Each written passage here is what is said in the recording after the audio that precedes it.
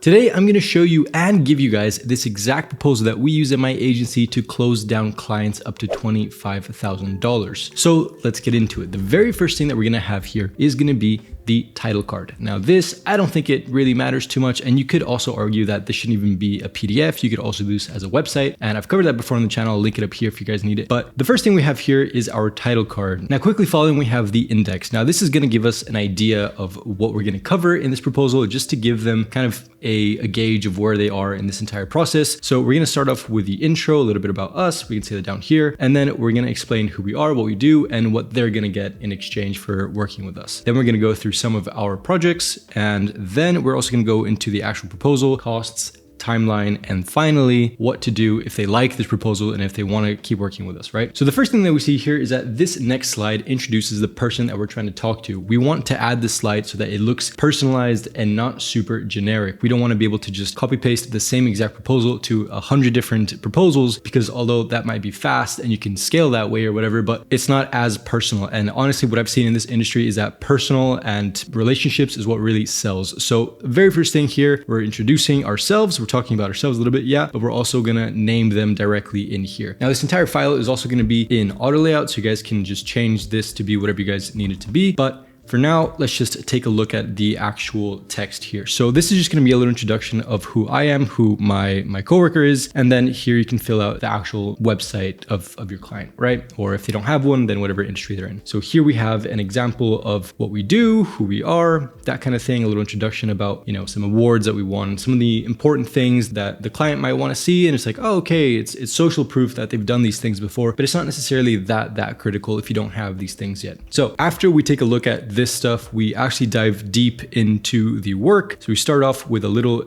presentation of, you know, this little snippet of what you might see. This is a little snippet of even what you might see. So we're kind of starting to get into it, right? First one that we see here is called CypherX. Now, in all of our proposals, we're going to have the same style of content, and I'll explain what I mean by that. So the first thing that we have here is going to be the name of the project, obviously, a little description, and then we have the lower part. So the lower part is going to have the industry, the services that we provided for this client, the approach, and then the outcomes. So this is arguably the most important one, the outcomes, right? Like what happened after they hired you, what was the actual use case for them to hire you again. So here we have a small snippet of this project. Now this is just a mock-up that we created and uploaded. It's not that special. I mean, it's a free mockup, I think. So, you know, so apart from that, we have the industry. So e-commerce and SaaS, that's important because if a client is in that same industry, they're going to zero in on this specific case study. So that's something to take into consideration. Now in the services here, we've got web design, web animation, e-commerce website setup, CMS creation, web development, web app design, branding identity, SEO optimization, assisted launch. So all these different services, if a client wasn't thinking about that specific service, but you outlined it for them like, hey, we actually offer this, then they might see that and be like, okay, we actually did need assisted launch because we don't know what we're doing with Webflow. So it might actually be really good that you guys help us with the set this up and blah, blah, blah, blah, blah. You know, like it's good to just put everything out there, and then we get into the possibility, the endless possibilities. Okay, so after this little piece of text here, we go into some pretty big images. Now, in my experience, this is what really matters. It's the actual images and then the outcomes, of course, but have a way to just showcase your work in big, important style. You know, you don't want to have it really small like we have here, but that's another, I want to explain that later, but it's important to just showcase your work. Like, look, this is the work. This is what we did. You can see it here. It's very clear. This is a mock-up. This is some inspiration that we did. This is an exploration. But then when we get down here, we'll see that we have all these different sections. Now, the reason I added so many sections into a smaller, more condensed screen is because we want to showcase 10 different ones, but it's okay in my opinion because we already showcased a big one. So this isn't the first one that we're showing. It's more of like an accessory to the fact that we already have other images. So the next three case studies are going to have the exact same layout here. So we've got industry, services, approach, and outcomes. This just makes it super easy for the client to read through it and almost in a pattern just recognize, okay, this is the industry, services, the approach, the outcomes, and then we start with a really big image. We have some snippets of work that they can kind of zero in on. So here we have the logo, here we have some feature images that were produced for this project, and then some snapshots of the project. Now, this goes the same thing, you know, it's the same exact layout. We've got tile bit, industry, services, approach, outcomes, image, boom. Here it is, here's a little snippet, and then we move on to clicks. Now this, in my opinion, should be a little bit longer if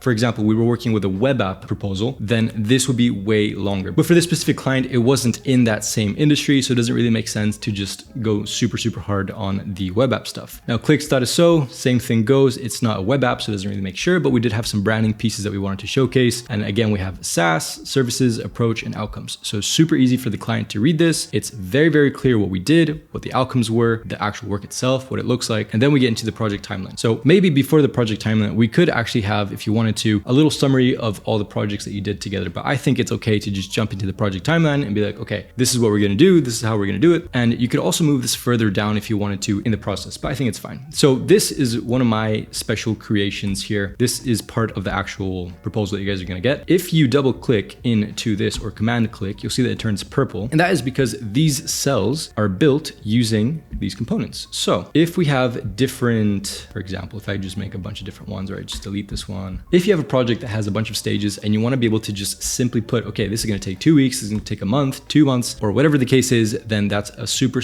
convenient, in my opinion, and easy way of doing that. Now, you can also spread these out just like this. And the beauty of auto layout is that it all matches super nicely. So you can see, okay, contracts, this, and then we're actually gonna charge them at the end. So I'm just gonna go, you could also do this maybe in a little bit faster way with the auto stuff, but I think it's fine. And then contracts and deposits, we'll talk back in about a week. So something like that. So you guys can see, in my opinion, I mean, this is super cool. And yeah, nice little thing added in here. So you guys can see that it's super fast to add these timelines, and we can just move this along as we need it to. Anyways, after the timeline, we're gonna go into the brand strategy, brand workshop. So we take some examples of the brand strategy that we recently created for Mako itself, and we added it here to the image. Now, this is personal to us, but for every single web design project that we do at my agency, we also try to redesign the branding, because there's nothing worse than delivering a really nice web design with a not so nice entire brand around it. So we tried to just make sure that the entire package looks good. And this is an example of that. So we did a brand workshop. Then here's where you guys can add some brand guidelines, some logo presentations, stuff like that. Now this is, again, just personal to us. Here you guys can add in some images. I just took a screenshot of the Mako site, some examples that we tried out. But in the end, none of these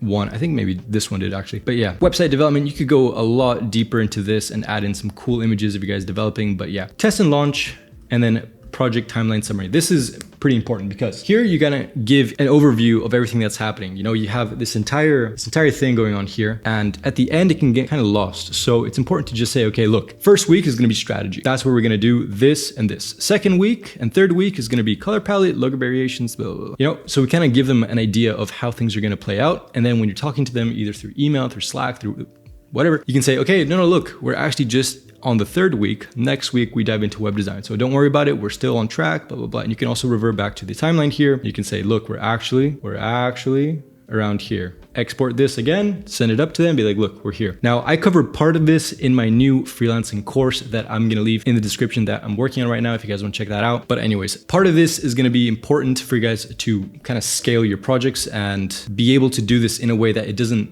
make you lose your mind, because freelancing is honestly super stressful if you don't have a very clear process. And I think with Mako, we've been able to do something quite simple, but pretty sturdy, that we can actually send this to clients and close some pretty big fish. So after the project timeline summary, we also have the executive cost summary. Now this, in my opinion, is my favorite one because it involves the big bucks, and I kind of like the way it looks as well. So we've got billing style, super important. So we've got 50% on deposit, and because it's a larger client, 25K, we've got 30% at week 8. So after design signed off, we can also go back into the timeline and see, okay, week 8, that's going to be around June. Design, website design. Okay, so around here, we can also even add another cell here that says payment of 30%, and that's totally fine. Okay, so then 20% on delivery. Now the 20% on delivery is also super important because you want to have a relationship with them where they don't scam you out of that 20%. So it's also important to deliver the files after you guys are done. Anyways, total investment for this one's going to be 25K USD, total timeline 16 weeks. This is all that's included. And then just a little closing line from my partner and I. And then we've got a small, let's make it happen